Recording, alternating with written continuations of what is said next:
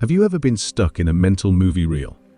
You know, the one where the same embarrassing scene plays on repeat in your head, and you just can't seem to hit stop? Or maybe it's a soundtrack of intrusive whispers, doubts, and anxieties constantly on shuffle in your brain. These unwanted thoughts, these bad guys, can make even the sunniest day feel like a storm brewing in your skull. But what if I told you those whispers aren't monsters under the bed? What if they're actually trying to tell you something, like a cryptic map leading to buried treasure in your own mind? It might sound crazy, but trust me, there's more to these bad thoughts than meets the eye. So, grab your metaphorical shovel and dust off your curiosity goggles, because we're going on a deep dive into the world of unwanted thoughts. Buckle up, because this journey might get a little weird, a little philosophical, and definitely eye-opening. Imagine a young guy named Kevin, not unlike some of us here, lost in a maze of unwanted thoughts. They're all about girls, trust me, the kind that would make your grandma blush and your therapist raise an eyebrow. He tries to fight them off, push them away like unwanted guests at a house party. But they keep coming back, louder, stronger, like unwanted sequels to movies nobody asked for. Finally, at his wit's end, Kevin stumbles upon a wise old soul. Let's call him Buddha, for lack of a cooler nickname. Buddha takes one look at Kevin's storm-cloud face and says, "Son, these thoughts you're wrestling with, they're not enemies. They're messengers, like pigeons with confusing notes tied to their legs."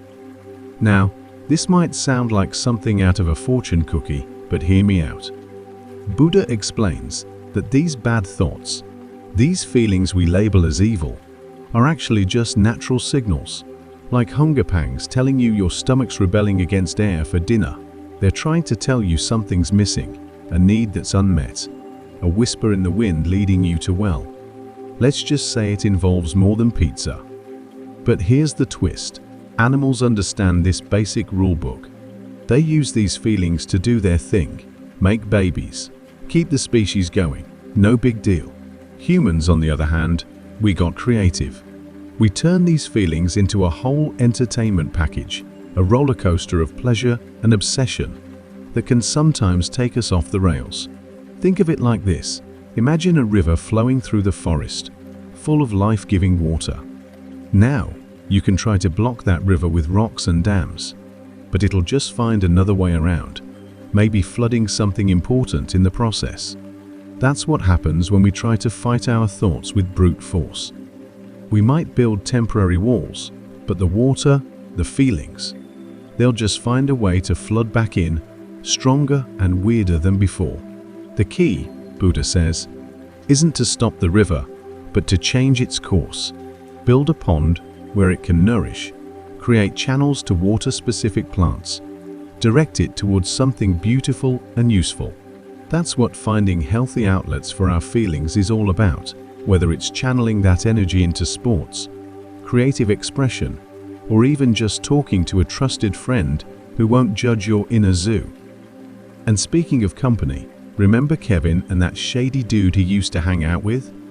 Turns out, the people we surround ourselves with can influence our thoughts just as much as the movies we watch or the music we listen to. Think of them like radio stations you tune into. Choose the ones that play uplifting tunes, not the ones stuck on static or blasting negativity. So, there you have it. Unwanted thoughts aren't demons to be exorcised, they're messages to be deciphered. Find healthy ways to express them, change your mental channels, and surround yourself with the right support system. Remember, your mind is a garden, and you get to choose what grows there. Don't let the weeds of negativity choke out the roses of possibility. So, the next time those bad thoughts come knocking, don't slam the door.